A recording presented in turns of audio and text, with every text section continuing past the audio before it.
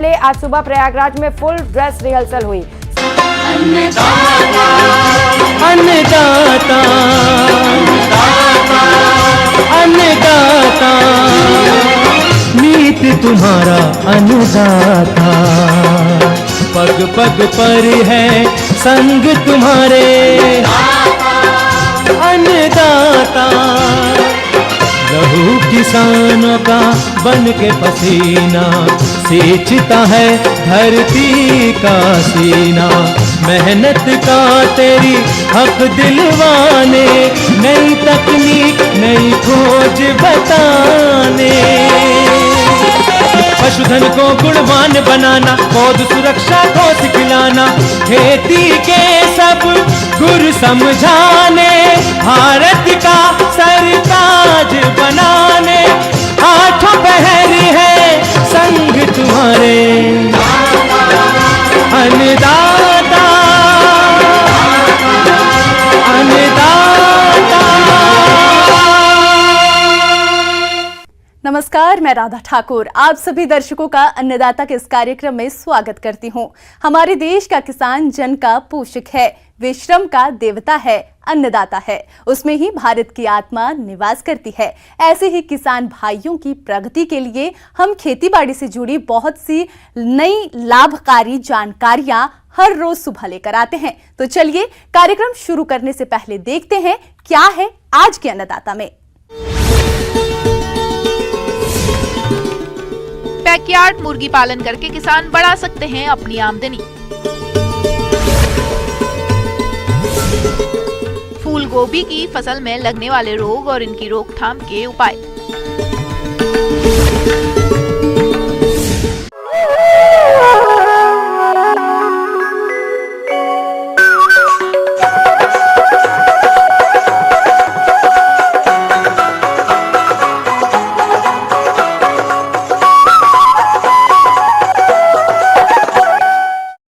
आज के समय में अगर खेती बाड़ी से अच्छा लाभ कमाना है तो आपको खेती के साथ सह व्यवसायों को करना जरूरी है। और इन कृषि सह व्यवसायों में बैकयार्ड मुर्गी पालन करके आप अच्छा मुनाफा कमा सकते हैं, क्योंकि इनका पालन कम जगह और कम खर्च में आसानी से किया जा सकता है। तो चलिए बैकयार्ड मुर्गी के पालन के बारे में जानते हैं कृषि विज्ञान केंद्र टांकरणा के विषय विशेषज्ञ एलन वर्मा से।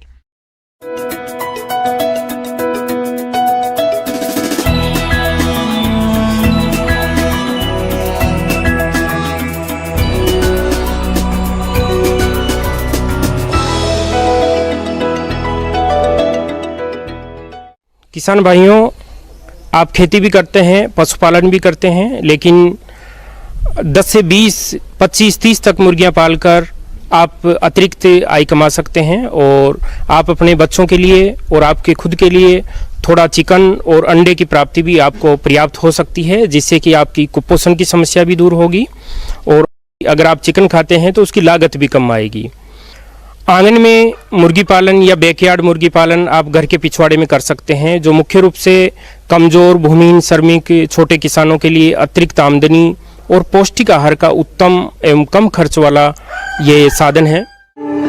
देसी मुर्गी पालन को हम कम पूंजी, थोड़ी जमीन और थोड़ी सी मेहनत करके आसानी से कर सकते हैं। मुर्गी पालन का चयन भारत में तेजी से बढ़ रहा है। इस व्यवसाय से अच्छा लाभ हो, इसके लिए अपने क्षेत्र की जलवायु के अनुसार मुर्गियों की नस्लों का चयन करना चाहिए। साथ ही नस्लों का चयन करते समय द्विकाजी नस्लों के पालन पर ज्यादा जोर दें, जिससे मांस और अंडे दोनों अच्छी मात्रा में मिले। इसमें कुछ संकर नस्लें हैं, कुछ देसी नस्लें हैं। आप किसी भी तरह की नस्लें आप पाल सकते हैं।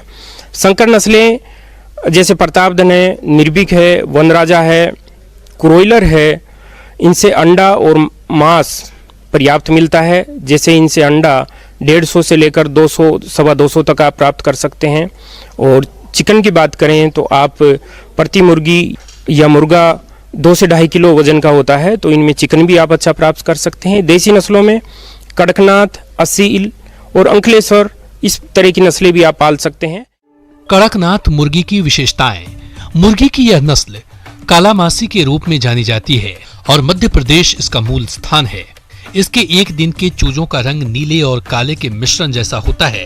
वयस्क पक्षी के पंख नीले और काले रंग के होते हैं। त्वचा, चोंच, टांग, पैर की उंगलियों और नर एवं मादा के पैरों के तलवों का रंग गहरे भूरे काले रंग का होता है। कड़कनाथ का मांस दिल की बीमारियों तथा अधिक कोलेस्ट्रॉल को कम करने में मददगार होता है। ये नस्लें आपको आपके नज़दीकी कृषि विज्ञान केंद्र पर या रिसर्च सेंटर पे या यूनिवर्सिटी पर आप प्राप्त कर सकते हैं, वहाँ से चूजे प्राप्त कर सकते हैं। इनके लिए आवास व्यवस्था, अगर पशुपालक अगर 20 मुर्गियाँ पालते हैं तो उनका घर पूर्व से पश्चिम की दिशा में होना चाहिए ताकि मुर्गियों को धूप और प्रकाश मिल सके। 20 मुर्गियों के लिए 8 फीट लंबा, 5 फीट चौड़ा और 5 फीट ऊंचा दबड़ा बनाना चाहिए। इस दबड़े में एक दरवाज़ा और 2 जाली की खिड़कियां होनी चाहिए ताकि स्वच्छ हवा अंदर और बाहर आ सके। दबड़े में फर्श कच्चा रखे, बालू रेत भी आप नीचे बिछा सकते हैं, परंतु पक्का अगर आप फर्श बनाते हैं तो चावल की भूसी, गेहूं का भूसा या सूखी घास आप 3 से 5 सेंटीमीटर का बिछावन अवश्य रखें और समय समय पर इसको पलटते रहना चाहिए। एक मुर्गी एवं मुर्गे जैसे वयस्क है तो इनको 2 से 3 वर्ग फीट की आवश्यकता होती है। इसी प्रकार से आप घर का निर्माण करें।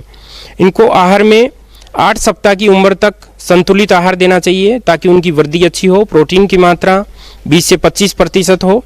आप 8 सप्ताह के बाद में आपके पास अगर कम है 15-20 ही मुर्गियां हैं तो आप अपने घर के पिछवाड़े में या आपका खेत है वहां पर आप इनको छोड़ दें, जो कि अन्न, दाने, बीज, कीड़े मकोड़े, घास की कोमल पत्तियां, घर की जूठन खाकर ये अपना पेट भर सकती है।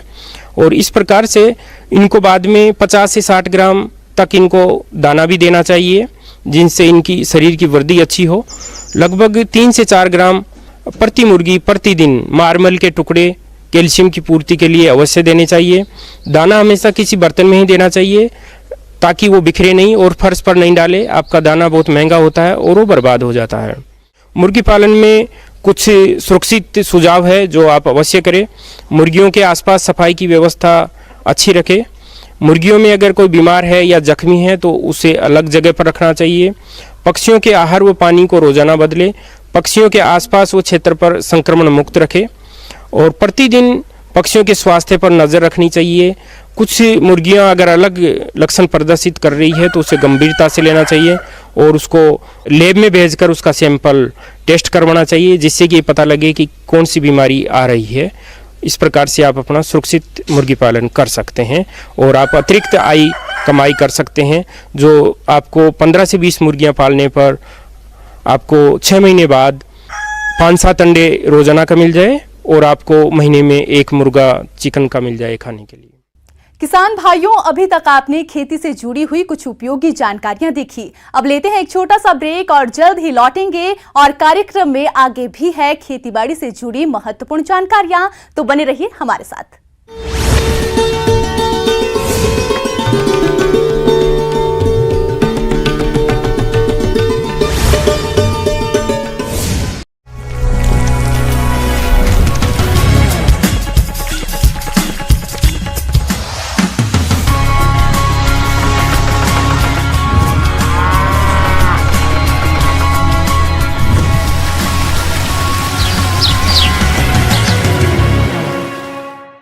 ब्रेक के बाद आप सभी दर्शकों का अन्नदाता में स्वागत है। तो चलिए अब रुक करते हैं अगले। राज्य में डेयरी व्यवसाय करके पशुपालक अच्छी आय कमा रहे हैं, लेकिन इस लाभ को बनाए रखने के लिए इनका मौसम के अनुरूप पशुओं का प्रबंधन करना होता है ताकि आपके पशु स्वस्थ रहें और अधिक दूध उत्पादन देते रहें। तो इसके लिए आप किस प्रकार से करें गाय भैंसों की उचित देखभाल, इस बारे में उचित सुझाव दे रहे हैं पशु चिकित्सक डॉक्टर SK श्रीवास्तव।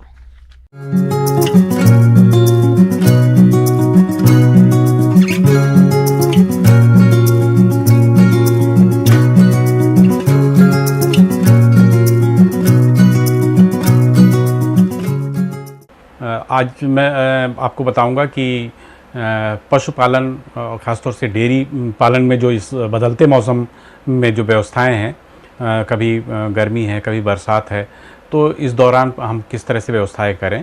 अभी देख रहे हैं कि वर्षा ऋतु जाने को है और शीत ऋतु आने में थोड़ा समय है, तो हमारे पशु इस मौसम को एडजस्ट करने में अपने तापमान के हिसाब से काफ़ी स्ट्रगल करते हैं। तो इस समय हमको खासतौर से विशेष सावधानियां रखनी पड़ती हैं कि उसमें जो पशु है उसका आवास प्रबंधन अच्छा हो। आवास प्रबंधन में हम देखें तो सर्वप्रथम तो हमको जब शुरुआत करते हैं डेयरी व्यवसाय तभी हमको इस तरह का वहाँ पर आवास व्यवस्था करनी चाहिए कि हवादार हो, उनको वेंटिलेशन का समुचित प्रबंधन होना चाहिए। साथ में आपका जो शेड है वो उथली जगह पे हो जहाँ पर पानी ना रुके। ढाल जो फर्श है उसकी ढाल इतनी अच्छी हो कि आराम से जो उसका मूत्र है या जो वॉशिंग है उसका पानी आराम से निकल करके बाहर शेड के बाहर समुचित जगह पे उसका निष्पादन हो पाए। कुछ और विशेष बातों का ध्यान रखना पड़ेगा कि जो फर्श है वह पक्की तो सुनिश्चित होना ही चाहिए, लेकिन उसमें फिसलन ना हो। चूँकि नमी वातावरण में बहुत ज़्यादा होती है तो फर्श में गीलापन ना हो, सही समय पे उस पे सुखाते रहें और कोशिश करें कि जब बहुत ज़्यादा बारिश का समय है तो जानवर को अंदर ही रखें। किसान भाइयों, दुधारू पशुओं से अधिक दुग्ध उत्पादन मिले, इसके लिए पशुओं के आहार प्रबंधन पर विशेष ध्यान देने की आवश्यकता होती है। यदि आप थोड़ी सी भी लापरवाही करते हैं तो दूध उत्पादन में भारी गिरावट आ सकती है, जबकि डेयरी व्यवसाय में 60% खर्चा आहार प्रबंधन पर ही आता है। इसलिए आहार प्रबंधन पर अधिक ध्यान देने की जरूरत होती है। जहाँ तक हम संतुलित आहार की बात करें तो हमको अपने जो डेयरी एनिमल्स हैं उनमें ऐसा प्रबंधन करना चाहिए कि उनको संतुलन के रूप में बैलेंस्ड फॉर्म में कार्बोहाइड्रेट, वसा, प्रोटीन, खनिज लवण, विटामिन्स, ये सब का एक संतुलित आहार प्राप्त हो। किसान भाइयों, आप अपने पशु को हरा चारा और सूखा चारा मिलाकर खिलाएं। दुधारू पशुओं को 10 किलोग्राम सूखा और 30 किलोग्राम हरा चारा प्रतिदिन खिलाएं, जिससे पशु को अपच की समस्या से बचाया जा सकता है। हरे चारे के साथ संतुलित आहार नियमित रूप से कम 1 दिन में 3 बार दिया जाना चाहिए। किसान भाइयों, 2.5 लीटर दूध देने वाली भैंस को 1 किलो आहार देते हैं। 3 लीटर दूध देने वाली गाय को भी 1 किलो आहार देते हैं। जीवन निर्वाह हेतु गाय को 1.5 किलो व भैंस को 2 किलो दाना मिश्रण अतिरिक्त प्रतिदिन देना चाहिए। इसके साथ ही गर्भित पशु को 1 किलो दाना और 50 ग्राम कैल्शियम अतिरिक्त रोजाना देते हैं। इससे पशुओं को सर्दी से बचाव में बहुत अधिक मदद मिलती है। पशु को दाना मिश्रण खिलाते समय ये ध्यान रखें कि दाना फफूंदी रहित होना चाहिए। कम पानी पिलाने से भी पशु के स्वास्थ्य और दुग्ध उत्पादन क्षमता पर प्रभाव पड़ता है। पशु विशेषज्ञों के अनुसार 24 घंटे में कम से कम 3 बार ताजा व स्वच्छ पानी पशु को अवश्य पिलाना चाहिए। साथ में हमको ये ध्यान देना पड़ेगा कि हरा चारा जितना भी उपलब्ध हो तो अगर उसकी मात्रा हम ज़्यादा रखते हैं तो इनकी आपूर्ति काफ़ी हद तक हो जाती है। ज्वार, बरसीम, लूसर्न, ये सब जो चरी चारा हैं उनके माध्यम से आप उसको जितना ज़्यादा देंगे आपके दाना मिश्रण का खर्च कम होगा और साथ में उसके आवश्यक तत्वों की पूर्ति भी होती जाती है। ध्यान रखें, जो भी दाना है उनको क्रश करके दें, बहुत बारीक नहीं लेकिन थोड़ा टुकड़े करके दें। जो ग्रीन फॉडर है, जो रफेज है, लंबाई में जो इनको होता है उनको छोटे छोटे चॉप करके दें। जो कंसंट्रेट है उसको पानी में भिगो करके रखें 3 से 4 घंटे, उसके बाद जानवर को खिलाएं। तो उसमें उसके एक तो टेस्ट ऐड होता है, दूसरा उसके डाइजेस्टिबिलिटी बढ़िया बनती है, जानवर चाव से खाता है तो वह ज़्यादा फायदेमंद होता है। पशुपालक भाइयों, घर पर 100 किलोग्राम संतुलित आहार मिश्रण तैयार करने के लिए मक्का या जौ 40 किलोग्राम, मूंगफली की खली 20 किलोग्राम, दालों की चूरी 17 किलोग्राम, चावल की polish 20 kilogram, mineral mixture 2 kilogram, साधारण नमक 1 किलोग्राम, इन सभी अवयवों को अच्छी तरह मिलाकर सूखे स्थान पर भंडारित करें। तो पशुपालक भाइयों, इस तरह आप संतुलित आहार मिश्रण स्वयं घर पर तैयार करके अपने पशुओं को खिला सकते हैं और अधिक दूध उत्पादन ले सकते हैं। स्वास्थ्य की व्यवस्था के लिए हमको ध्यान देना पड़ेगा कि क्योंकि इस समय नमी भी रहती है, तो जैसे ही आपके पशु में बीमारी के लक्षण दिखें तो उसको उपचार के लिए तुरंत सलाह लें अपने निकटतम जो पशु चिकित्सा क्षेत्र है, केंद्र है। और साथ में आप देखते होंगे इस समय अपच अफरा या फिर दस्त और पेचिश की समस्याएं ज़्यादा होती हैं, तो कुछ डॉक्टर की सलाह से जो आयुर्वेदिक औषधियाँ होती हैं उनको रख के आप उपयोग कर सकते हैं। इसके अलावा सर्दी जुकाम के समय भी आप अपने पशु चिकित्सक की मदद कर ले सकते हैं। कृमिनाशक औषधियाँ इस सीजन में आवश्यक रूप से जो शेड्यूल है उसके अकॉर्डिंग देना चाहिए। एक बार फिर से मैं बता दूं कि कृमिनाशक आपको सबसे पहले 15 दिन की उम्र में बछड़े को दें, 3 महीने की उम्र तक 15-15 दिन के अंतराल से, 3 से 6 महीने की उम्र तक 1-1 माह के अंतराल से, और 6 महीने के बाद आपको हर दूसरे या तीसरे महीने में अपने पशु को कृमिनाशक दवाइयों का उपयोग करना चाहिए। पशुओं को स्वस्थ रखने के लिए, खासतौर से संक्रामक बीमारियां जो हैं उनसे बचाने के लिए हमको उनमें टीकाकरण अवश्य करवाएं। तो 4 महीने का जैसे ही आपका बच्चा हो जाता है या बच्चिया हो जाती है तो उसको पहला FMD का टीकाकरण और फिर साल में 2 बार, एक तो अक्टूबर के महीने में और फिर दूसरा फरवरी के महीने में वैक्सीनेशन करवाएं। 6 महीने की उम्र में उनको HS, BQ और एंथ्रेक्स का टीका अवश्य लगवाएं ताकि वो 3 जो भयंकर बीमारियां होती हैं, एक तो हीमोरेजिक सेप्टिसीमिया जिसको गलघोटू कहते हैं, अधरंगा जिसको BQ भी कहते हैं, और साथ में एंथ्रेक्स जिसको तिलभड़ कहते हैं जिसमें काफ़ी मृत्यु दर ज़्यादा होती है, उससे बचाया जा सके। साथ में जो लगभग 4 से 8 महीने एवरेज माने 6 महीने की उम्र की जो बच्चियाँ हैं, जो फीमेल काफ्स हैं, उनमें आप ब्रुसेलोसिस का भी टीका आवश्यक रूप से करवा लें, क्योंकि संगठित डेयरी फार्म में ब्रुसेलोसिस की संक्रामकता काफ़ी ज़्यादा होती है। उसमें एडवांस स्टेज में जो गर्भवती जो गाय हैं उनमें जो गर्भपात की संभावना काफ़ी रहती है इस इन्फेक्शन की वजह से। आप अगर मेरे आज के बताए हुए सुझावों पर ध्यान देंगे तो आप इस बदलते मौसम में भी अपने पशुओं को उनके स्वास्थ्य, उनके आहार, उनके आवास का प्रबंधन अच्छी तरह सुनिश्चित करके आप ज़्यादा से ज़्यादा डेयरी व्यवसाय में लाभ कमा सकते हैं। आगे और भी है खेतीबाड़ी से जुड़ी बहुत सी रोचक जानकारियां, पर यहां रुकेंगे एक छोटे से ब्रेक के लिए और जल्द ही हाजिर होते हैं।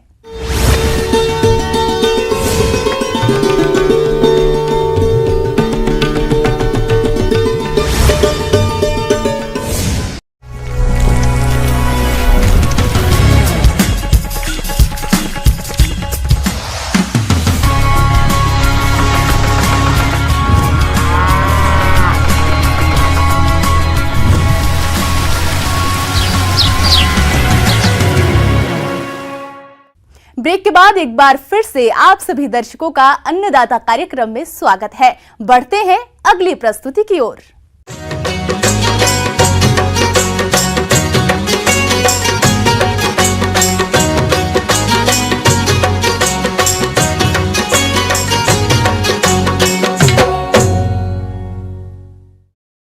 हमारे किसान भाई फूल गोभी की खेती करके अच्छा मुनाफा कमाते हैं। इस बात को ध्यान में रखते हुए यदि आपने भी फूल गोभी की फसल लगा रखी है तो फूल गोभी की फसल में इस समय कुछ रोगों का प्रकोप देखा जा रहा है। यदि इन रोगों का समय पर नियंत्रण नहीं किया गया तो किसानों को भारी नुकसान हो सकता है।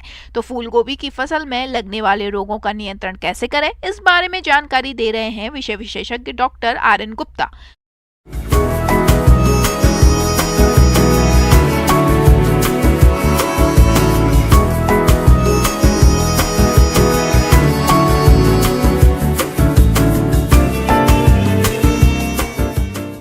गोभी में जो है प्रायः बहुत तरह की बीमारियां लगती है। कुछ प्रारंभिक अवस्था में लगती है, कुछ बाद की अवस्था में लगती है। तो प्रारंभिक अवस्था में जो रोग लगते हैं उसमें मुख्यतः जो है आपका डैम्पिंग ऑफ करके बीमारी लगती है। इसमें जो है मुख्यतः इसका कारण है कि उस समय पौधे में बहुत ज़्यादा नमी और साथ साथ तापमान रहते हैं। तो इसका मुख्य वजह है कि पौधे में जो उनके पास पौधे का जो विकास करने में बहुत ज़्यादा अगर नमी की मात्रा हो जाती है तो उस समय ये बीमारियां काफ़ी तेज़ी से लगती है। इसमें क्या होता है कि पौधे जो है जर्मिनेशन के 1 सप्ताह के बाद से पत्तियां पीली होकर मरने लगती है। तो ये दूर से ही दिखाई पड़ने लगते हैं कि ये पत्ती पीली होकर मरने लगती है। तो इसका मुख्य वजह है अधिक नमी का होना और जो हमारे सॉइल में जो उसके जो स्पोर्स हैं उसके कारण ये बीमारियां का प्रकोप ज़्यादा बढ़ता है। तो इसके निदान के लिए सबसे पहले हमको बीज उपचार कर लेना है। बीज उपचार में हम सबसे पहले क्या करते हैं कि कार्बेंडाजिम 2 ग्राम प्रति किलो बीज के हिसाब से हमको उपचारित कर लेते हैं, और उपचारित जो है करीब कम से कम 12 घंटे पहले करना चाहिए। दूसरा, कुछ रोग जो है इसके पत्तियों पर आते हैं, जैसे अल्टरनेरिया लीफ स्पॉट वगैरह आते हैं, और डाउनी मिल्ड्यू आते हैं, और पाउडरी मिल्ड्यू आते हैं। तो ये सब रोगें जो है पत्तियों पर आती है। फूल गोभी की फसल में रोगों की बात करें तो डाउनी मिल्ड्यू रोग ये कवक जनित रोग है। इस रोग के लक्षण पत्तियों की निचली सतह पर दिखाई देते हैं। ये धब्बे बैगनी भूरे रंग के पड़ते हैं। धब्बों का ऊपरी सतह में पीले रंग का होना और बाद में इस फफूंद के बीजाणु अन्य पौधों पर भी फैल जाते हैं। जब खेत में रोग के लक्षण अधिक दिखाई देने लगे तब रासायनिक नियंत्रण के अंतर्गत आप मैनकोजेब 2 ग्राम प्रति लीटर पानी का 15 दिनों के अंतराल पर छिड़काव करें। और एक रोग लगती है जो पाउडरी मिल्ड्यू जिसको बोलते हैं, उसमें जो है पत्तियों पर पाउडर के जैसे आकार के धब्बे छोटे छोटे बन जाते हैं, उजले उजले धब्बे बन जाते हैं। उसको हम पाउडरी रोग बोलते हैं, पाउडरी मिल्ड्यू रोग बोलते हैं। इसके निदान के लिए जो है हमको बहुत सी अच्छी दवा है जो सल्फर युक्त होती है। उसका हम सल्फर युक्त कोई भी ले सकते हैं। उसका 3 ग्राम प्रति किलो बीज के हिसाब से हमको स्प्रे कर देना है। जैसे ही रोग दिखाई पड़े तो एक स्प्रे कर देना है, दूसरा जो है 15 दिन के अंतराल पर दूसरा स्प्रे कर देने से इसका जो है रोकथाम हो जाता है। तना सड़न रोग कवक के कारण होता है। रोग की प्रारंभिक अवस्था में दिन के समय पौधे की पत्तियां लटक जाती है और रात में स्वस्थ दिखाई देती है। तने के निचले भाग पर धब्बे दिखाई देते हैं। धीरे धीरे रोग ग्रसित भाग पर सफेद कवक दिखाई देने लगती है। तना सड़ने लग जाता है। रोग की रोकथाम के लिए डाइथीन M45 2 ग्राम दवा प्रति लीटर पानी में मिलाकर 15 दिन के अंतराल पर छिड़काव करें। इसके अलावा कुछ जो है बैक्टीरिया जनित भी होते हैं, बैक्टीरियल ब्लाइट भी आती है। तो इसके रोकथाम के लिए स्ट्रेप्टोमाइसिन की दवा आती है। उसका जो है 2 ग्राम जो है 2.5 ग्राम 10 लीटर पानी में लेके स्प्रे करके इसको रोक सकते हैं। और नहीं तो कॉपर ऑक्सीक्लोराइड जो है दवा आती है, उसकी 3 ग्राम प्रति लीटर के हिसाब से स्प्रे कर देने से इसके रोग के प्रकोप को हम इसको कम कर सकते हैं। तो इस प्रकार ये प्रमुख रोग जो है हमारे इसमें लगते हैं। इसमें सावधानी बहुत तरह से रखनी पड़ती है। रोगों की रोकथाम के उपाय: नर्सरी में बीजों को लगाने पहले कार्बोडाजिम 2 ग्राम प्रति किलोग्राम बीज की दर से उपचारित करें। खेत में संतुलित मात्रा में खाद और उर्वरकों का प्रयोग करना चाहिए और फसल को उचित दूरी पर लगाएं। खेत को खरपतवारों से मुक्त रखें क्योंकि खरपतवार ही रोगों को फैलाने में सहायक होते हैं। तीसरी बात है कि इसको सही समय पे इसको लगाना चाहिए। अगर पहले भी लगाते हैं उससे भी समस्या आती है और बाद में भी लगाने से उसकी समस्या आती है। तो जो भी उसकी निर्धारित समय है उसको लगाना है।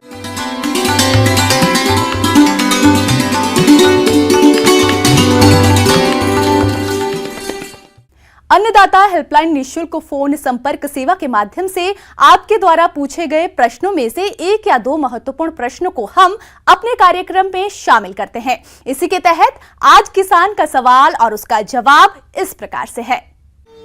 आज के अन्नदाता हेल्पलाइन में जिस प्रश्न को कार्यक्रम में शामिल किया गया है उसे पूछा है गांव प्रतापगढ़ जिला अलवर के किसान संदीप शर्मा ने। आप मोटे अनाजों का आहार में महत्व के बारे में जानकारी चाहते हैं, तो संदीप शर्मा जी आपकी जानकारी के लिए प्रस्तुत है कार्यक्रम का यह अंश।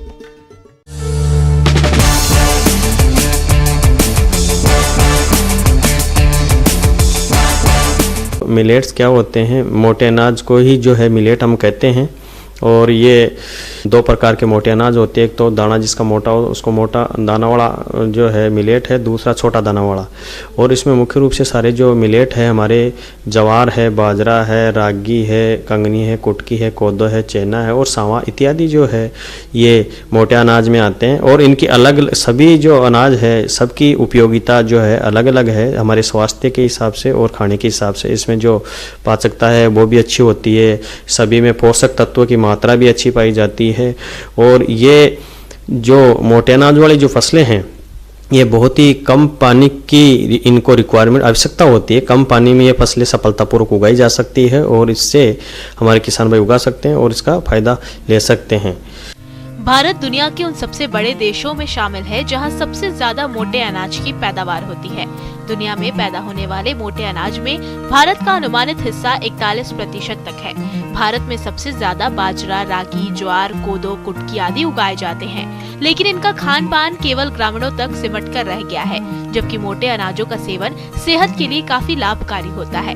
मोटे अनाज में सिर्फ फाइबर ही नहीं, vitamin B, folate, zinc, iron, magnesium और कई तरह के एंटीऑक्सीडेंट्स पाए जाते हैं। WebMD की रिपोर्ट के मुताबिक मोटा अनाज मोटापा, दिल की बीमारियां, टाइप 2 डायबिटीज और कैंसर का खतरा घटाता है। ये शरीर में ऐसे बैक्टीरिया की संख्या को बढ़ाता है जो आंतों की सेहत दुरुस्त रखते हैं। जितने भी मोटे अनाज हैं इनको सुपर फूड भी कहा जाता है और इसमें जो है सबसे ज़्यादा जो है calcium, iron, zinc, phosphorus, magnesium, potassium, fibre, vitamin और कैरोटीन इत्यादि जो तत्व है वो पाया जाता है। और दूसरा मिलेट शरीर में स्थित जो अम्लता होती है उसको भी दूर करते हैं और इसमें जो विटामिन है, जो विटामिन B3 है जो मेटाबॉलिक क्रिया को अच्छा रखता है और जो अन्य रोगों के प्रति जो प्रतिरोधक क्षमता है वो भी इनके द्वारा डेवलप होती है। और इन मोटे अनाज का सेवन करने से या उपयोग करने से हमारी जो डायबिटीज़ या मधुमेह की जो समस्या होती है उसको भी कम किया जा सकता है। और अस्थमा जैसी या एलर्जी इस प्रकार की जो होती है उसमें भी ये मोटे अनाज बहुत ही लाभदायक होते हैं। ये thyroid, uric acid, kidney, liver जो इत्यादि जो है उनके उससे संबंधित उनको भी ठीक रखने में ठीक रहते हैं। और ये मिलेट पाचन तंत्र को सुधार करने में भी बहुत अच्छी मदद करते हैं। इस प्रकार से मोटे अनाज को खाने के बहुत सारे फायदे हैं। और इसमें मिलेट्स में जो है एंटीऑक्सीडेंट तत्व होते हैं जो शरीर में फ्री रेडिकल्स के प्रभाव को भी कम करते हैं। इस प्रकार से मोटे अनाज का बहुत ही महत्वपूर्ण स्थान है खाने की जो हमारी जो डाइट है उसमें। मोटे अनाजों को उगाने में कम पानी और कम मेहनत लगती है। वहीं इन फसलों में किसी भी प्रकार के रासायनिक उर्वरक डालने की अधिक जरूरत नहीं होती है, जिससे मिट्टी और पर्यावरण दोनों को नुकसान नहीं होता है। वहीं इनकी पैदावार भी अच्छी होती है। भारतवर्ष में कुपोषण को दूर करने में मोटे अनाज काफी अहम भूमिका निभा सकते हैं। साथ ही इनके सह उत्पाद बनाकर बेचने पर अधिक आमदनी कमा सकते हैं। और इससे जो चारा प्राप्त होता है बाजरे से और ज्वार से हमारे पशु वो के लिए महत्वपूर्ण होता है। पशु जो इसको बड़े चाव से खाते हैं उसमें काफ़ी अच्छे पोषक तत्व होते हैं, काफ़ी प्रोटीन, फाइबर और जो पोषक तत्व पाए जाते हैं वो पाए जाते हैं। इसलिए पशुओं की बैलेंस डाइट में भी इसका महत्वपूर्ण योगदान रहता है। किसान भाइयों, अन्नदाता आपकी सेवा के लिए संकल्परत है। कृषि संबंधित समस्या और सुझावों के लिए आप हमें इस पते पर संपर्क कर सकते हैं। प्रोड्यूसर अन्नदाता, news 18 Rajasthan, Ramoji film city, Hyderabad 501512। साथ ही आप हमें ईमेल भी कर सकते हैं। हमारा ईमेल है p18annadatha@nw18.com। इसके अलावा आप हमें निशुल्क हेल्पलाइन नंबर 180088926163 पर सोमवार से शनिवार सुबह 10 से शाम 4 बजे के बीच संपर्क कर सकते हैं। किसान भाइयों, अब समय हो रहा है आपसे विदा लेने का, तो हमारी अन्नदाता टीम को दीजिए इजाजत। कल फिर आपसे मुलाकात होगी कृषि संबंधित कुछ और महत्वपूर्ण जानकारियों के साथ। नमस्कार।